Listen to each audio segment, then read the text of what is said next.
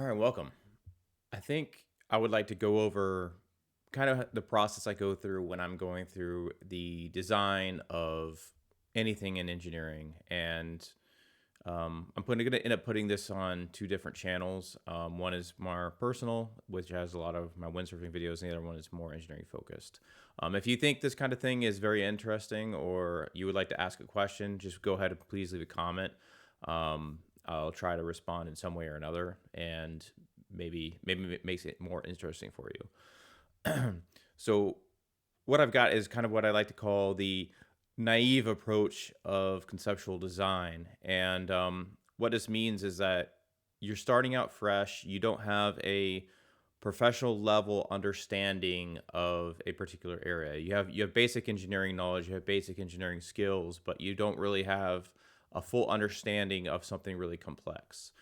Um, and what that will then do is once you do these things and once you explore more, um, doing something like this approach and get better at it, you'll get more and more of a specialist understanding of the what you're studying. So in this case, I would like to design a really basic wind foil of the modern design, meaning a wind foil that has a front wing, rear wing, a fuselage. We're not going to do anything with multiple masts or anything like that. I'm not going to worry about board attachment right now. Just stick to simple mast, simple front wing, rear wing, and try to understand what's going on. And what this helps is, normally in engineering you get multiple different specialties. You get like structural guys, for instance. You get aerodynamics guys. In this case, it would be hydrodynamics because you're doing with a hydrofoil. But they do, and they specialize in their different areas, but they don't try usually work together. But in my experience of designing things, you really need to understand the big picture for everything. And so what I like to do is focus on the physical essentials that define a design that can make sure the whole thing can work from the very basic concept, and then you just keep on working forward and iterating until you get a better understanding. So start really simple, get the big picture down, make sure mechanically it works, make sure functionally it works, and make sure it can be built, and then increase your understanding as you understand the concept. So it's a very iterative process in many different ways. Not just iterative in design, but also iterative in your understanding of things.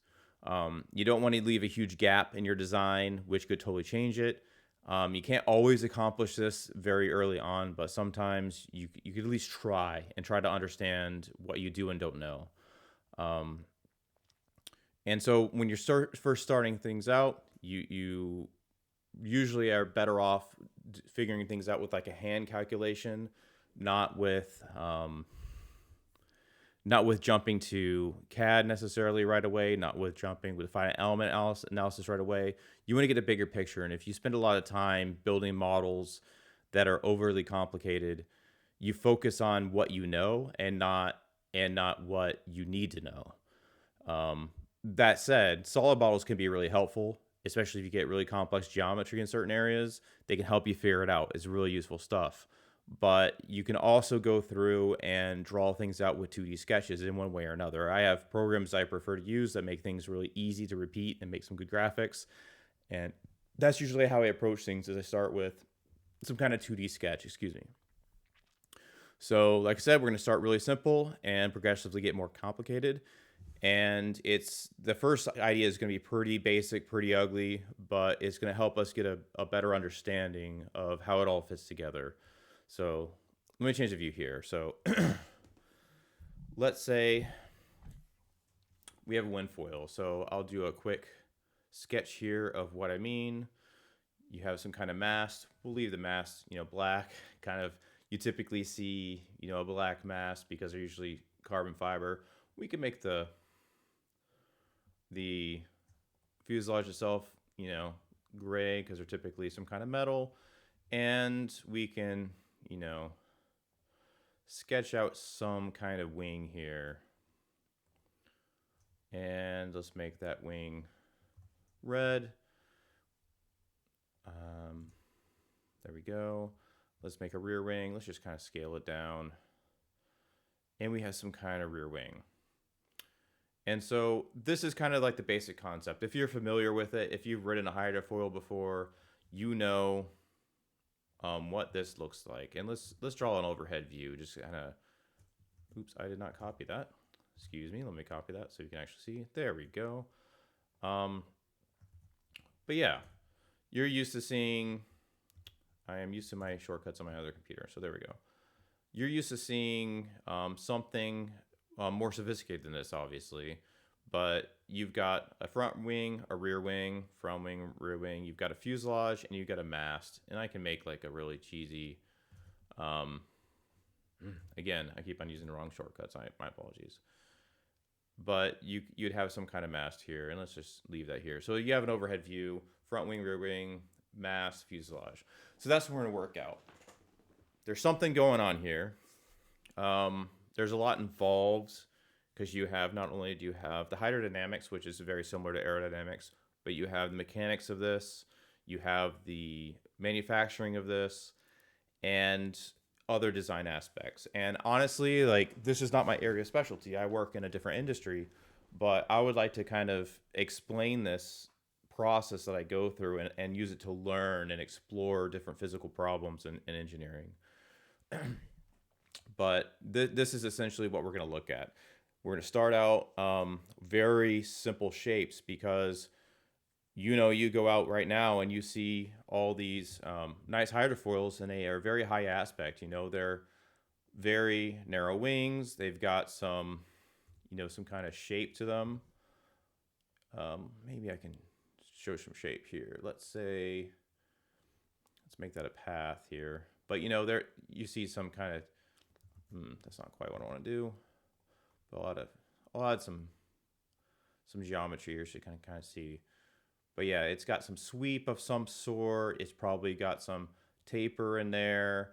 They have more complexity in their wing design than just a simple box. And so, like I said, I like these 2D things because then I can go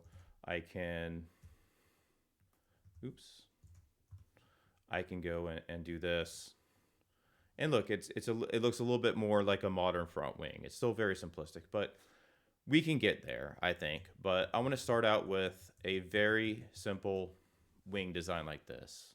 Let's not pretend that we understand this well enough when we're very first approaching a problem that we're going to jump straight to a highly efficient, swept wing with some kind of, arc into it with or anhedral or dihedral with tapering out and like smoothing of edges or anything like that. So no, we have a very simple wing for both front and rear, very simple fuselage. We have the distance between them. We have the mast. Done. Like, let's just understand this basic thing, how this works. And I want that to be the focus is. Sorry, I pulled up the wrong program. So we have this diagram. We will pull up something else here. And so fundamentally, you have the density of water. So let's just call that H2O, and that's kilograms it is 1,000 kilograms a meter cubed. And let me make sure I use the right units here in this program. So that is the density of water that kind of governs everything. I'm going to go over here to the side. I'm pretty sure this is correct, but I always like to go through, especially if something I haven't touched in a while, and go through and make sure that I get things right to make sure I'm not a liar, because I do rely on my memory a lot. But it helps. It helps to go through and check this. Yeah, so we're fine. So 1,000 kilograms a meter squared is the density of water. And what we want to do is this is going to kind of govern everything. Let's also say we are a 200-pound force that we're supporting. So whatever is going on with this foil, we've got some kind of, let me draw a little janky arrow here. Actually, I have a better way to do this. Let's do this. Play with stroke here. So you're going to see me do this, so I'm going to have to talk my way through things. So let's just say I'm doing this live. I'm not going to edit this later on, or at least if I do, I'm not going to do a lot of editing. So let's just say we're supporting this, maybe that's kind of visible, this kind of green weight. And let's say 200 pounds is pressing down. We're lifting that with this foil. And that means we're going to have some kind of corresponding force. We'll make those blue arrows. So there's going to be some force coming up. It's going to be a little bit bigger because we know a little bit of aerodynamics. And we know that in most cases, and especially in level flight, this rear wing actually produces negative lift. So when you add this negative lift to this lift, it cancels out some. So the combine of this minus that is actually going to be the weight that you support. And of course, this isn't balanced right now because you've got, let's just, actually, I know a better way to do it. Because you have, let me see. I was going to do something fancy and nice, but let's see here. Yeah. So basically, that's kind of a janky looking circle, but you get the idea. When this force and this force, it's going to cause this whole thing to want to rotate because the front wing wants to lift up. So you need something resisting that. So actually I drew that the wrong direction. But essentially, not only do you have that 200-pound force down, but you have something cranking down and putting a moment on this to try to prevent this from rotating nose up and flying out of the water. So in reality, what that means is you shift your weight forward, and there's some point where this is balanced statically, and this force balances out the combination of that, and now your moment is gone. But we just don't want to forget that there's that moment there. So I drew in that moment. Right now, we're not going to worry about this plane. We're just going to work on a very basic things of lift right now.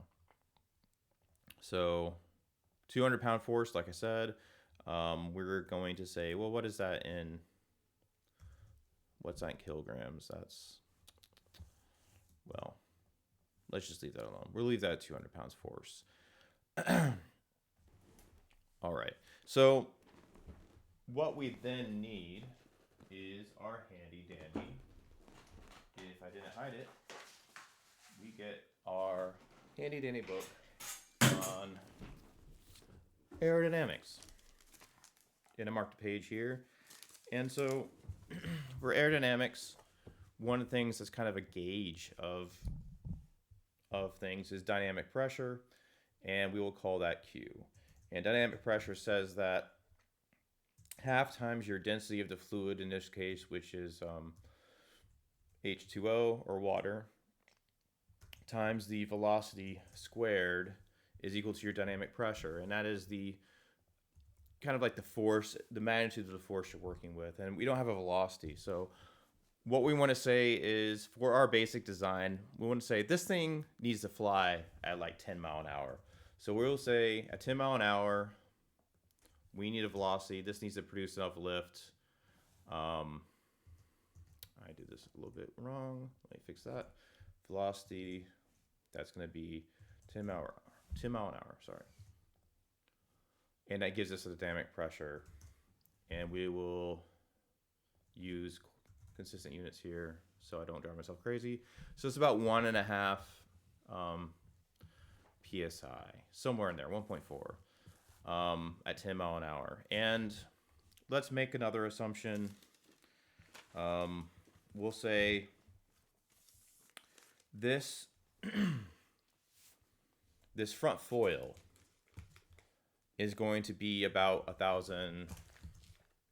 I lied. I thought we were going to use consistent units, but I'm just going to use something I'm familiar with. So this front wing, we're going to give it an area of 1,000 centimeters squared, because that's roughly kind of where we're at. We know this. We're using a little bit of specialist knowledge because we're hydrofoilers, to kind of, other than just guessing random numbers. We're not going to do a lot of that for this. But we'll say it's 100 or 1,000 centimeters squared, and then for inches, that's uh, let's see. Nope. Let me type it right. There we go. All right, so 155 inch squared is our area. And what we then have to figure out is how to get this area. We got an area, we got a velocity, we got dynamic pressure, we got a density, we have a weight we're trying to hit, and we want to try to get to an amount of lift. And so if you look at the basics of this, really simple formulas, you get coefficient of lift is equal to L divided by Q times S, where S is your area. It's something like that. That's how it's defined. Can I do this? I'm curious here. I can do it like that. So let me make this a little bit cleaner so it doesn't try to solve it. But L divided Q times S. Okay, so that's our coefficient of lift.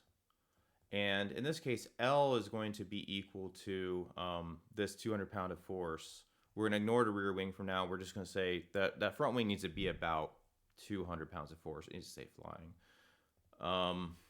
We can fix that later. So that means L, or actually your coefficient of lift will then need to equal Q times S.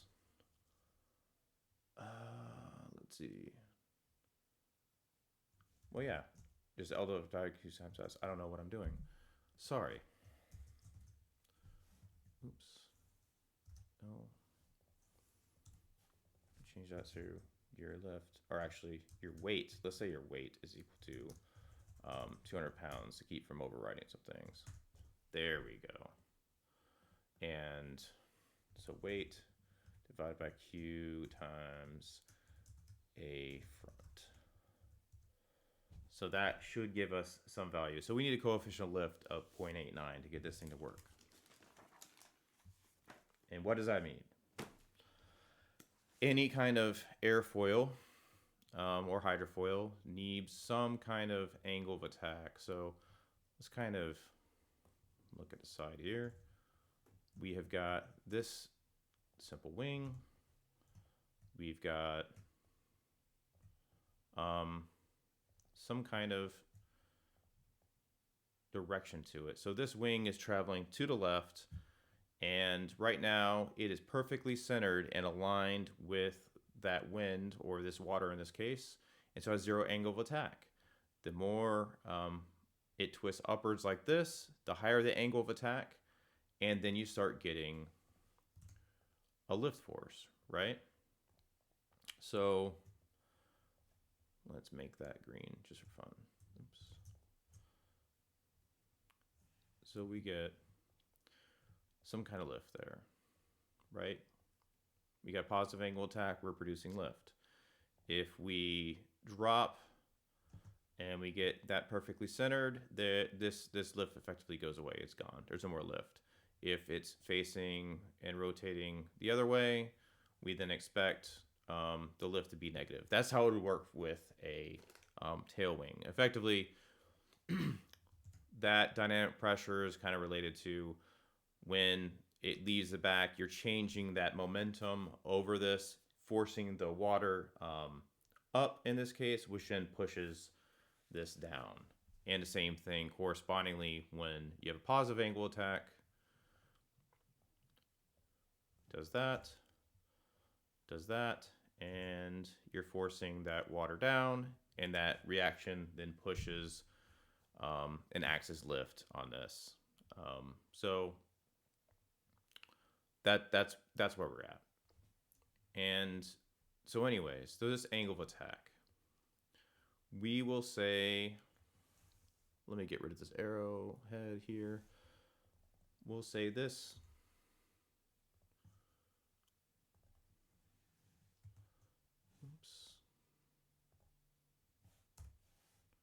this little angle here, which we don't need like that.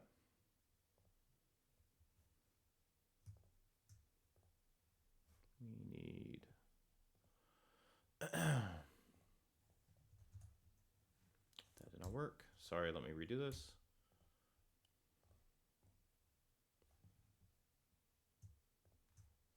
There we go. And we'll bring the end marker back with that. So we have a little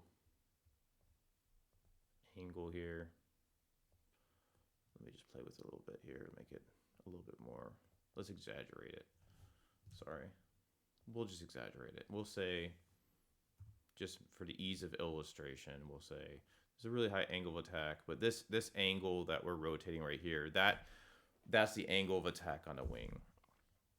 And so coefficient of lift for a very simple airfoil, you end up with this formula where you get CL that is equal to pi times actually you end up with, at very simple theories, you end up with 2 times pi times alpha, where alpha is that angle of attack. That's it. So this amount of lift, this coefficient of lift on a very simplified airfoil is effectively 2 times pi times your angle, and that angle is in radians.